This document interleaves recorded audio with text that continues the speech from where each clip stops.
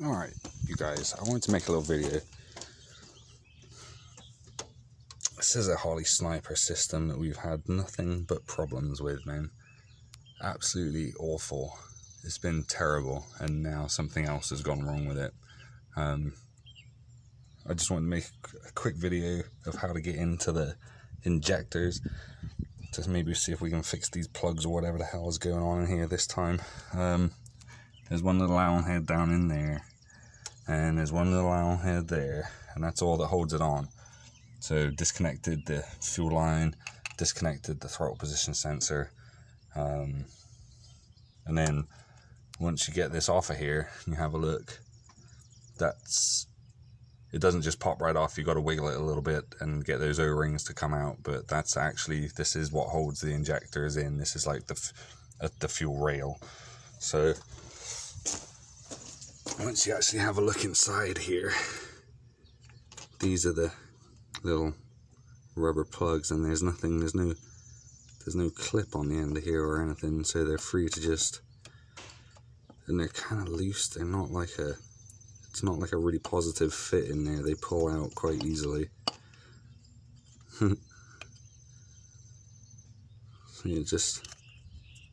they can just pop right out, and that's what they look like. Pretty cheesy. Yeah. And the wires are really short, you know, so you just gotta take your time, and I'm gonna do the other side next, but that's basically what you're looking at. So I might see if I can pull this whole thing off of here, and then I can get a proper look at the injectors maybe, because apparently, oh, there's a number on them.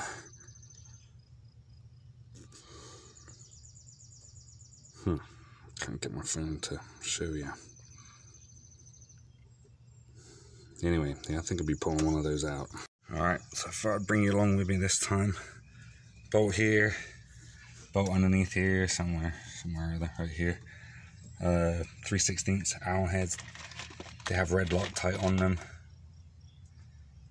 Once I cracked it loose, I just worked it backwards and forwards a little bit, just to break up that Loctite a little bit.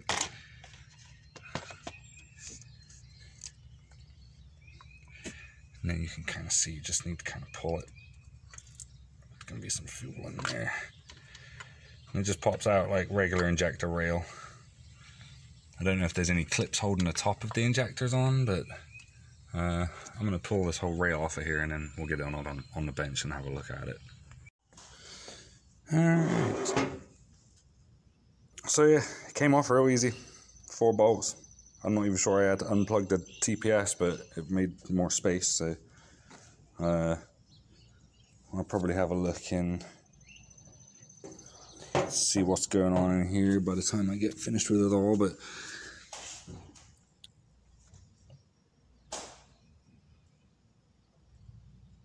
here's some details for you.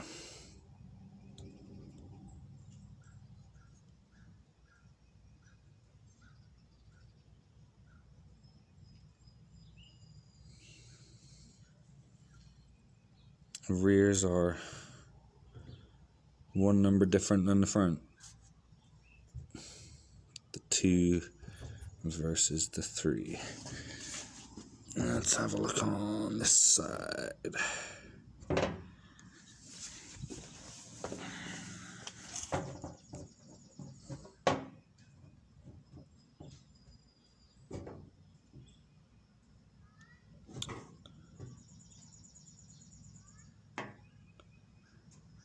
That's interesting. They're both the same. 190 80421. 190 80421. They are both exactly the same. So I don't know if they're all supposed to be the same, and this was just like a later batch or whatever. The first part number is the same on all of them, and then this one here has an odd 3 in it, so it's about the size of that. So I'm gonna see if I can wiggle one of these out of here.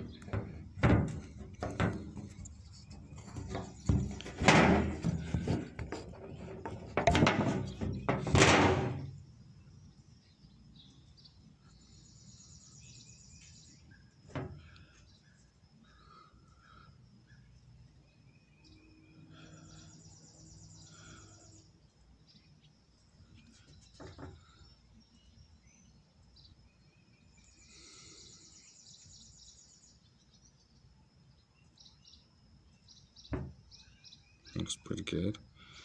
The system doesn't have very many miles on it. I doubt we even got to 5,000 yet. There's been so many problems with it. It's been off the road a lot more than it's been on the road. Let's have a little look down inside there. See whether we got any crap. We have nice filters on the system. I can see the filter down in there and there is nothing in it. It looks clean as a whistle. So I'm going to go through and check all the other ones and then we'll put it back together. I might bench test these, you know, we can just hook them up to 12 volts and we'll see if they click. And other than that, it was probably just a loose connection. It's been stumbling. It was running good and then it started stumbling, so maybe we can get it running good again. We'll see. Maybe. A little word to the wise here. I'll give it a little blast of WD in there. I already ripped one O-ring. So make sure you have O-rings on hand. I'm a hoarder, so I have a lot of O-rings on hand, so I was able to find the right one. But definitely give it a little WD-40 and a little wiggle around before you go pulling it out, because maybe you can get away without ripping one. Alright, I'm sure any of you are going to be watching this would probably know this already, but I have my extension cords. I'm gonna help her set my extension cords up for me, so I have a couple of little connectors that sit perfectly on there, spade connectors and mini spades. So we have black. It's just a coil, so it doesn't matter which way you hook them around. And then we're going to be, when I make contact here, we're going to be listening for a click at the injector.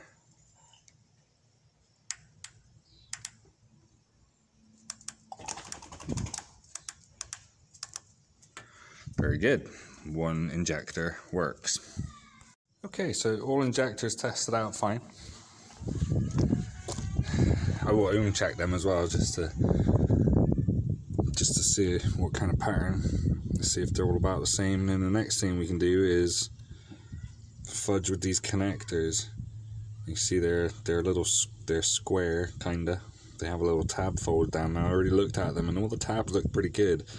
The only thing I didn't really like about them is along this vertical edge here.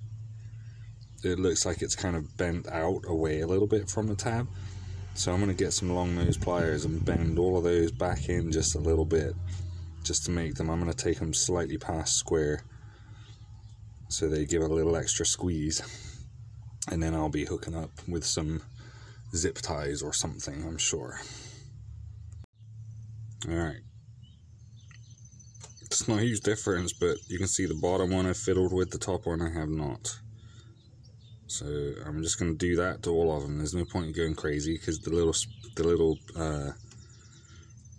like spring that's down in there, that little leaf spring right there that folds over and goes down in, is what holds the contact anyway. I just want to give it a little extra something. So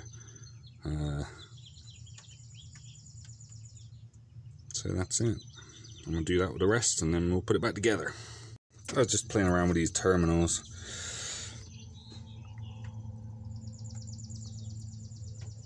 I got them all looking just like that. Went just past 90 with all of them. But while I was messing around here, I noticed that they do have a clip on them. But as you can see, this one broke off.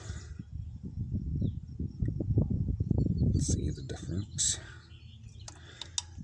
And there is the piece sitting right there.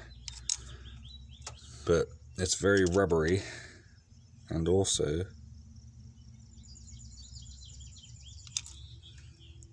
very crappy.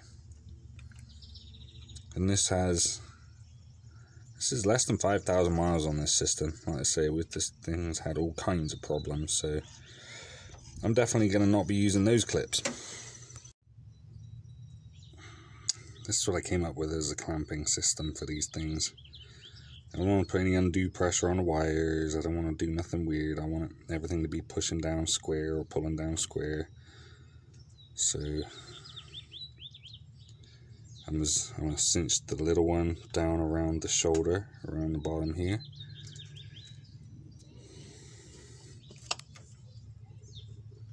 I did this one already. So it pulls down nice and square. I'll cinch it up and show you guys what it is like.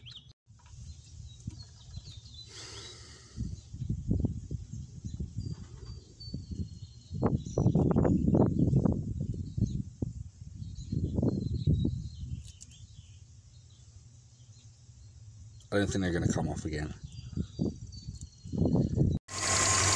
Alright, now she's all back together.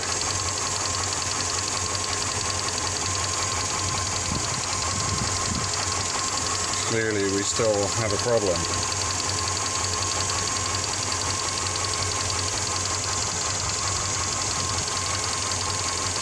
So now I gotta whip that one injector back out again. I mean, they all clicked. I did not ohm test it, but looks like I'm going to be ohm testing it next.